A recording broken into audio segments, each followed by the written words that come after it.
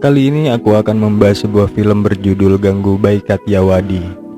Film ini dirilis pada bulan Februari tahun 2022. Ganggu by Kathiawadi bercerita tentang kisah perjalanan wanita bernama Ganggu sebagai PSK serta perjuangannya menjadi seorang aktivis pembela hak-hak pekerja seks komersial pada tahun 1960-an.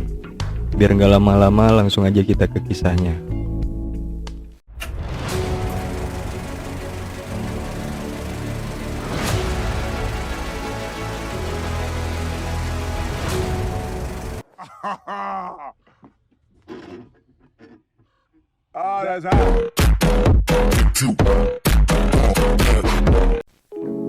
Di awal film akan diperlihatkan sesosok gadis muda yang didandani oleh germo agar terlihat cantik.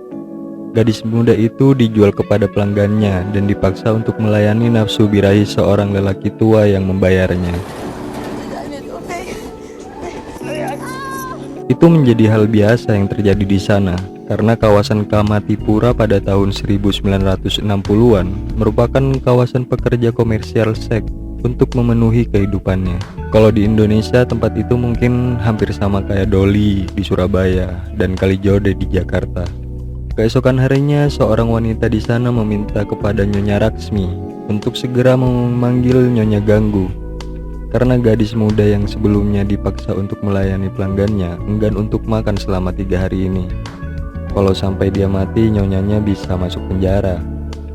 Nyonya Ganggu terkenal bisa membuat gadis seperti itu menjadi patuh. Lalu dengan mobil mewahnya, Ganggu Bai datang ke tempat Nyonya Raksmi. Dengan sebotol minuman keras yang dia pegang, lalu turunlah Ganggu dari mobil itu. Terlihat beberapa orang memberikan hormat pada Ganggu saat dia melewati orang-orang di sana. Kemudian Ganggu menghampiri gadis itu dengan cintanya. Ganggu menawari gadis itu sebuah minuman. Ganggu mulai mengobrol dengan wanita itu, mulai menanyakan nama dan siapa yang bawanya ke Matipura. Ironisnya ternyata gadis itu dibawa oleh suaminya sendiri bernama Jamil. Tapi Ganggu tidak kaget dengan cerita itu. Memang kebanyakan di sini kisahnya kurang lebih seperti itu. Ada yang dijual kekasihnya, suaminya, bahkan keluarganya. Ganggu akan menceritakan sedikit kisahnya. Awal mula dia bisa masuk ke kawasan Kamatipura. Ganggu ini memiliki nama asli yakni Gangga Jagjevandas Kathiawadi dan anak seorang yang terpandang di kampung halamannya. Ganggu ini dulunya gadis polos yang bercita-cita menjadi seorang artis di Bollywood. Ganggu memiliki kekasih yang bernama Ramlik. Ganggu yang polos pada waktu itu terbuai oleh janji Ramlik yang akan membantunya untuk menjadi seorang artis. Kemudian Ramlik mengajak Ganggu untuk pergi ke Bombay bersamanya tanpa memberitahukan keluarganya. Ramlik akan memperkenalkan kepada bibinya yang ada di Bombay dan meminta pada Ganggu untuk membawa semua perhiasan miliknya. Saat perjalanan di kereta menuju Bombay, selain dia membawa uang dan perhiasannya, Ganggu tak sengaja juga membawa kunci lemari ayahnya.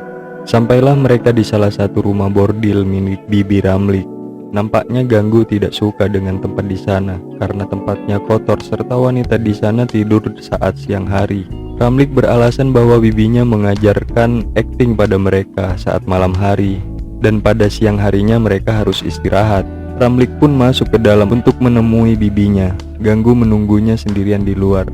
Karena kondisi serta orang di sekitarnya membuatnya risih, Ganggu pun menyusul Ramlik ke dalam dan membuatnya bertemu dengan Bibi Sila. Bibi Sila berkata akan merubah nasibnya.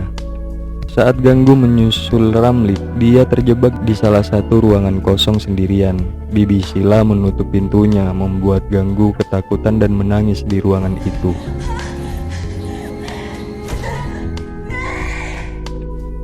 Sudah 2 hari berlalu di Kamatipura. Ganggu yang belum makan karena depresi dan perasaan tak menyangkanya dia dihianati oleh lelaki yang sangat dia cintai. Ramlik menjual Ganggu kepada Bibi Sila seharga 1.000 rupiah. Bibi Sila memberikan waktu 2 hari untuk Ganggu memberikan keputusan. 2 hari kemudian, Ganggu yang sedang menghias diri untuk memikat calon pelanggannya. Ganggu sudah terbiasa dengan sebutan barunya yaitu pelacur. Ganggu juga sudah terbiasa dengan kehidupan di Kamatipura. Dengan parasnya yang cantik serta dandanannya yang kurangnya kain bagian atasnya, Ganggu mulai menjajalkan dirinya kepada lelaki yang lewat depan rumah bordil dia bekerja. Hingga salah satu lelaki di sana tertarik dengan Ganggu. Begitulah kehidupan Ganggu sebagai pelacur di Kamatipura. Karena pelanggan Ganggu merasa puas dengan pelayanannya, lewat Bibi Sila dia memberikan tips besar dan menerima upah pertamanya. Bersamaan dengan itu dia merubah namanya menjadi Ganggu, bukan Gangga lagi. Saat sedang merias diri dan mengobrol dengan temannya, Bibi Sila datang dan meminta mereka untuk mulai bekerja. Tapi Ganggu enggan menuruti perintah Bibi Sila dan meminta untuk libur. Mereka akan bersenang-senang menonton film di bioskop untuk merayakan 1 tahun Ganggu berada di sana. Udah mulai tampak perselisihan ya di antara Bibi Sila dan Ganggu. Teman-teman Ganggu pun menuruti setiap ucapan yang Ganggu ucapkan. Berangkatlah mereka menuju bioskop. Sesampainya di bioskop, Ganggu digoda oleh salah satu pria di sana. Tapi Ganggu menghajar pria itu dan berkata, "Tidak bisakah kami menikmati waktu libur dengan tenang?" Saat kembali lagi ke rumah bordil itu, Ganggu yang hendak tidur diminta salah satu teman wanitanya untuk menuliskan surat yang akan dia kirim kepada ayah wanita itu. Ketika Ganggu menuliskan surat itu, nampaknya dia juga teringat dengan ayahnya yang dia tinggalkan tanpa berpamitan. Perasaan itu bukan cuma Ganggu yang merasakannya. Nampaknya semua wanita di sana juga merasa bersalah dengan tindakan mereka meninggalkan rumahnya dan malah terjebak menjadi seorang pelacur. Isi suratnya permintaan maaf kepada ayah mereka serta penyesalan terhadap tindakan bodoh yang mereka lakukan. Sedih sih, ini asli. Malam harinya saat jam 4 subuh, ada seorang yang ingin memakai jasa Ganggu. Pelanggan itu juga tidak masalah jika bayaran yang diterima Ganggu harus 2 kali lipat. Mungkin karena Bibi Sila yang kesal dengan tindakan Ganggu, Bibi Sila pun membangunkan Ganggu agar bisa melayani pelanggan itu. Saat memasuki kamar dan mulai melayani pria itu, Ganggu merasa ada yang aneh dengan pria itu. Kemudian memanggil Bibi Sila, dan bener aja, Bibi Sila nggak menghiraukan panggilan Ganggu. Tampaknya pria itu memiliki fetis yang aneh. Pria itu menyiksa Ganggu di dalam kamar. Seketika Bibi Sila mulai berakting ketika teman Ganggu datang. Akhirnya Ganggu harus dirawat di rumah sakit. Ganggu menerima 15 jahitan serta luka memar di wajahnya. Dengan tanpa perasaan, Bibi Sila mengatakan kalau itu emang resiko dari kerjaannya.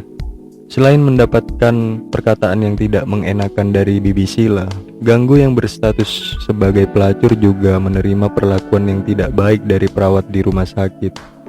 Mereka memindahkan Ganggu ke tempat pembuangan sampah. Di tempat itu Ganggu bersama temannya membahas salah satu orang yang ditakuti di daerahnya, yaitu Rahim Bai. Kemudian Ganggu menemui Rahim Bai untuk menuntut keadilan. Ganggu bilang bahwa Saud Abbashan merupakan salah satu anak buah Rahim Bai yang telah membuatnya mendapatkan kerugian besar. Dia memperlihatkan luka bagian perutnya, dan seketika Rahim Bai tak kuasa melihat luka yang dialaminya. Lalu Rahim Bai meminta anak buahnya untuk berjaga di tempat Ganggu, dan Rahim Bai pun sendiri yang akan mengurus Abbas kalau dia berani datang lagi. Bersamaan itu pula Ganggu dianggap saudara oleh Rahim Bai. Hari telah berlalu, kemudian Bibi Sila memberitahu Ganggu kalau pria itu datang lagi. Kali ini Ganggu meminta bayarannya 4 kali lipat. Tentu saja Bibi Sila tidak mau melewatkan kalau udah berurusan sama uang. Segera mungkin Ganggu meminta temannya untuk memberitahukan Rahim Bai.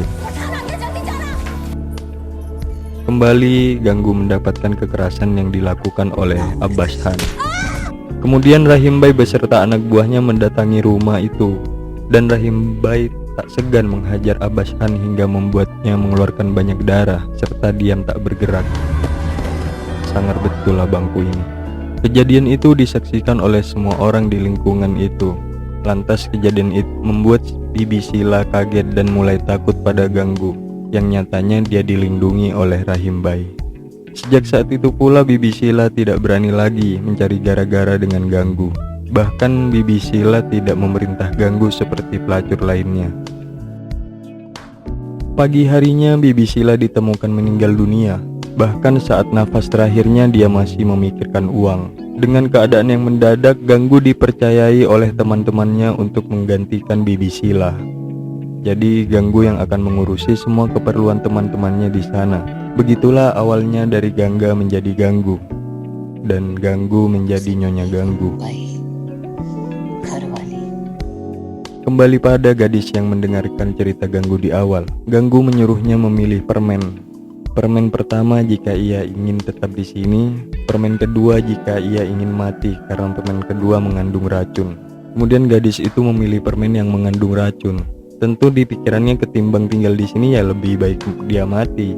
Keluarlah Ganggu dari kamar itu untuk memberitahu Nyonya Rasmi bahwa dia akan membawa gadis itu untuk pulang, serta mengganti uang untuk menebus kebebasan anak itu.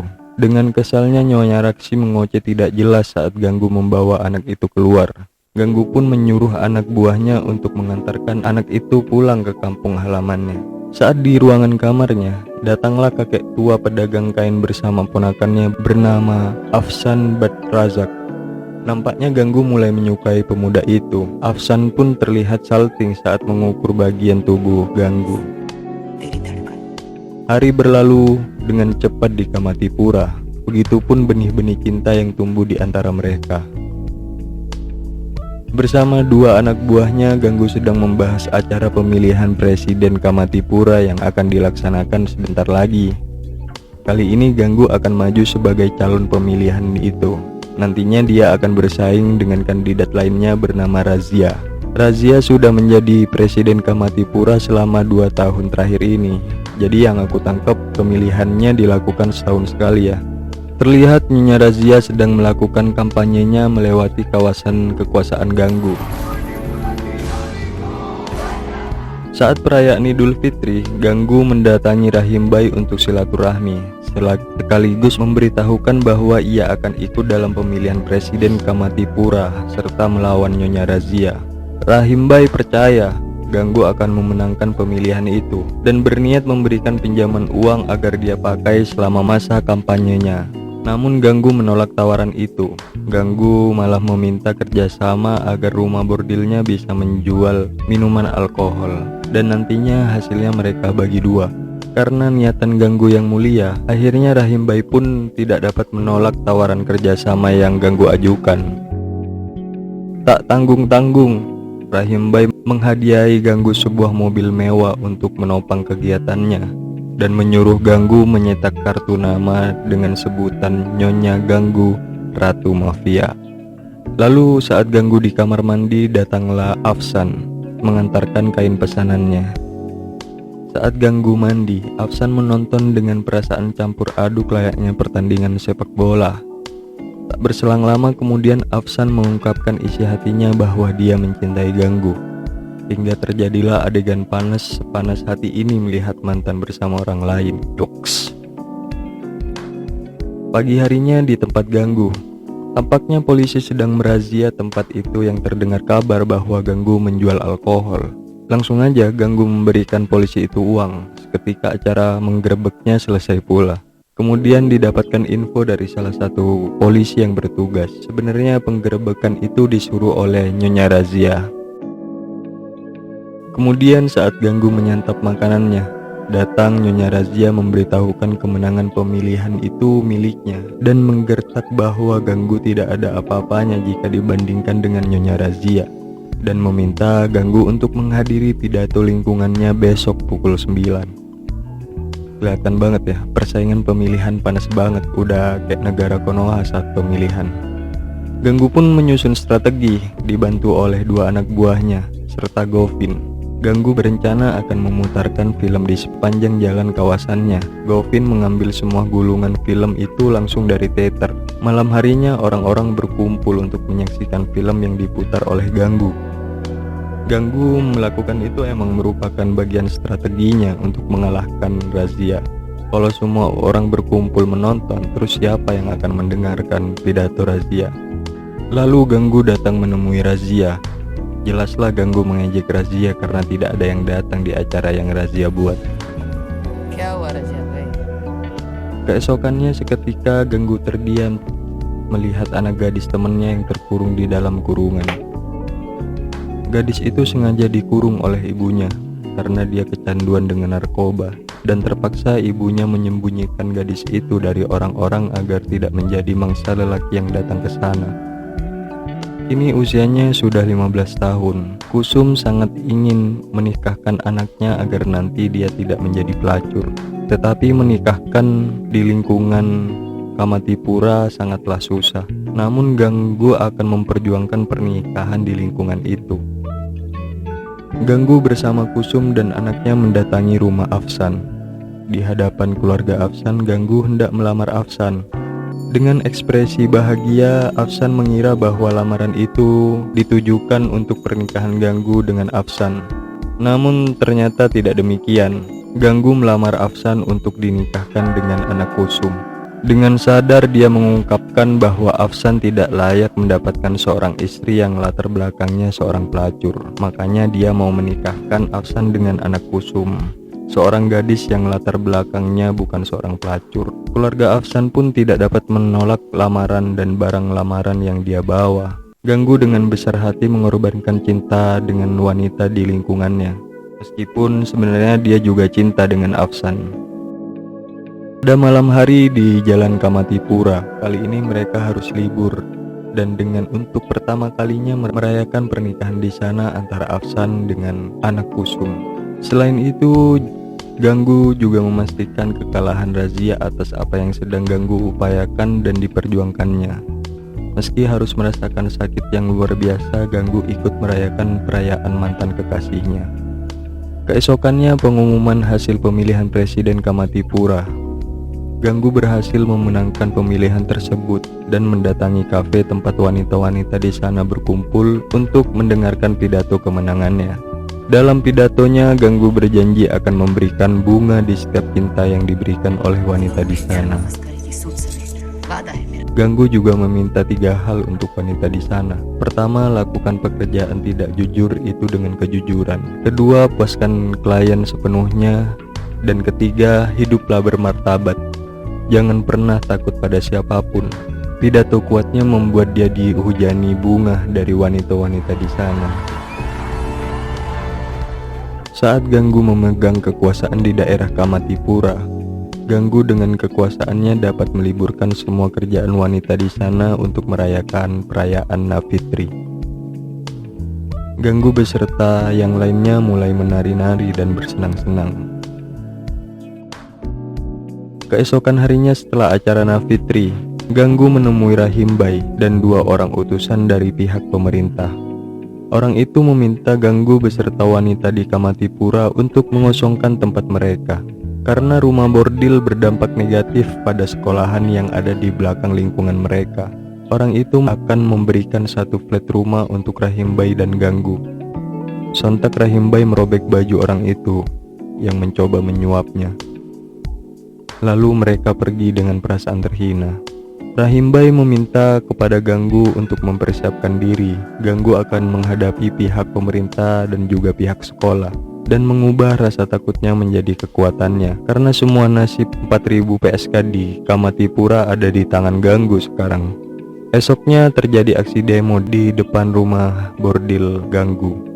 Mereka meminta agar Kamatipura dikosongkan dan segera menghentikan aktivitasnya sebagai pelacur. Bersamaan dengan itu, Ganggu bersama anak-anak kecil itu keluar dari rumah untuk menuju sekolah yang ada di belakang halaman lingkungan Kamatipura. Saat memasuki ruangan kepala sekolah Ganggu bersama anak-anak kecil itu, Ganggu menjelaskan bahwa tindakan yang dilakukan oleh pihak sekolah mempengaruhi bisnisnya dan membuat anak-anaknya kesusahan mendapatkan makanan.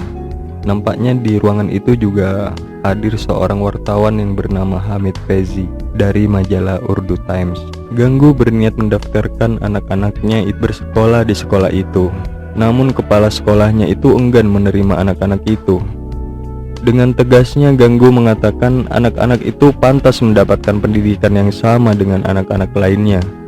Dan mungkin saja mereka dewasa nanti akan ada yang menjadi dokter, insinyur, pengacara, dan yang lainnya. Ganggu pun meninggalkan tempat itu setelah membayar biaya pendidikan dari 8 anaknya. Kemudian Fezi mendatangi Ganggu guna untuk mewawancarainya dan ingin mengetahui kisah awal mula bagaimana dia bisa hidup di Kamatipura, agar nantinya Fezi bisa publikasikan ceritanya untuk dibaca oleh seluruh dunia. Saat tengah mengobrol anak-anaknya yang bersekolah, kali ini mereka pulang lebih cepat dari biasanya.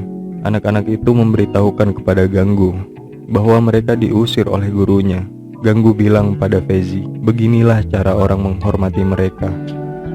Kemudian menyuruh anak-anak itu duduk di dekatnya dan meminta Fezi memfoto mereka dan segera mempublikasikan di majalah agar semua orang tahu kebenaran sesungguhnya.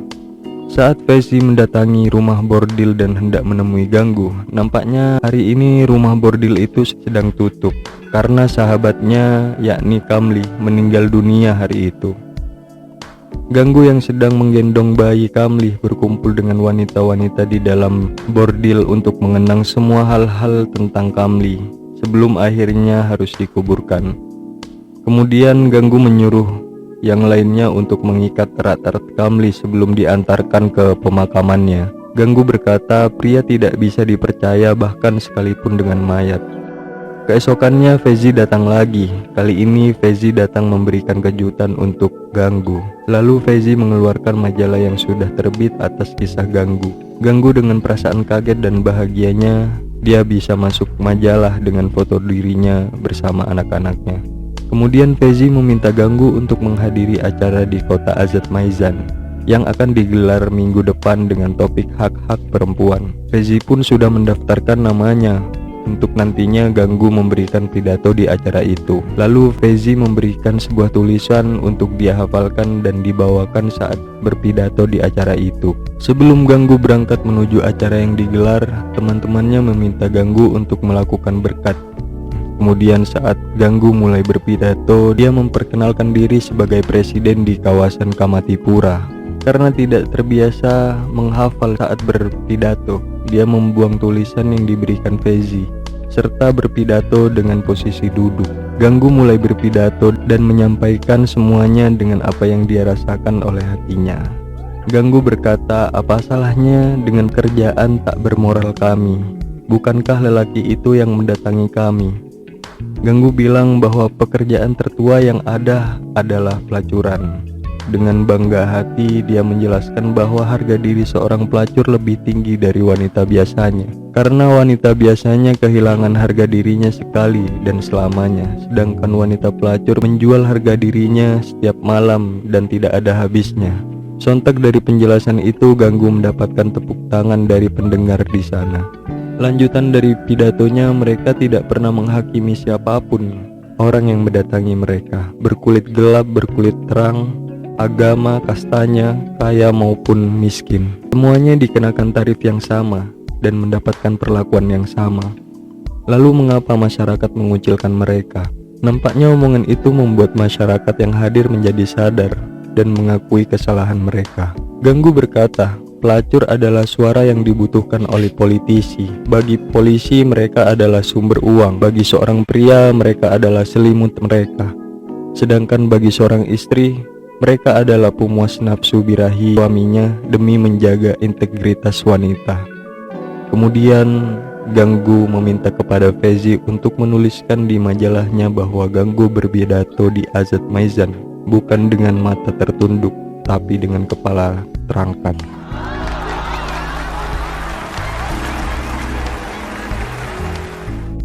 Kemudian di rumah bordilnya datang seorang politisi lokal meminta bantuan suaranya karena mengetahui pengaruh Ganggu yang sangat kuat di kawasannya.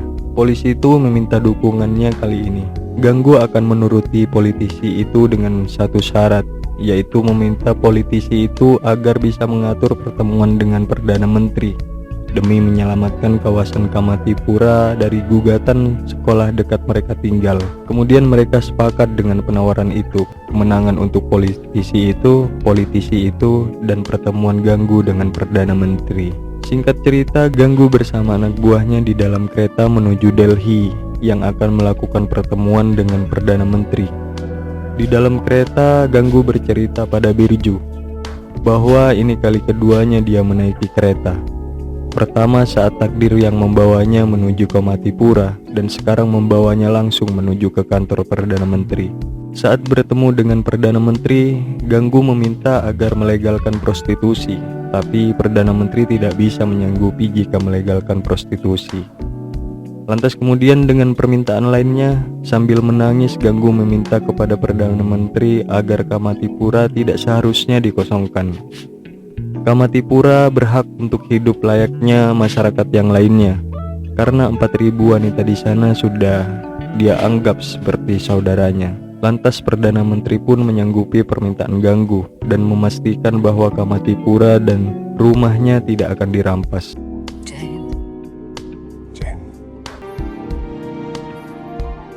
Di akhir film kita akan diperlihatkan di kawasan Kamatipura tampak penyambutan luar biasa untuk Ganggu. Sari putih, gigi emas, sari putih, gigi emas, dan seorang wanita yang berhati emas. Itulah gambaran Nyonya Ganggu Jagjevandas Katyawadi, wanita yang memberi martabat pada tempat yang tidak bermartabat. Kisahnya hidup di masyarakat Kamatipura sampai saat ini, meski tidak disebutkan dalam sejarah. Semuanya terlihat bahagia dan bangga dengan apa yang Ganggu upayakan. Berawal dari sosok gadis muda yang bercita-cita ingin menjadi bintang film, kini hidupnya dimainkan layaknya film besar. Nasibnya dipenuhi dengan kesedihan, tapi dia tersenyum sepanjang hidupnya. Begitulah kisah Ganggu Bayi Katyawadi. Gimana menurut kalian tentang film ini? Silahkan komen ya. Atau punya saran aku bahas film apa lagi, silahkan komen. Terima kasih yang sudah menonton. Jangan lupa di like, comment, share, and subscribe. See ya.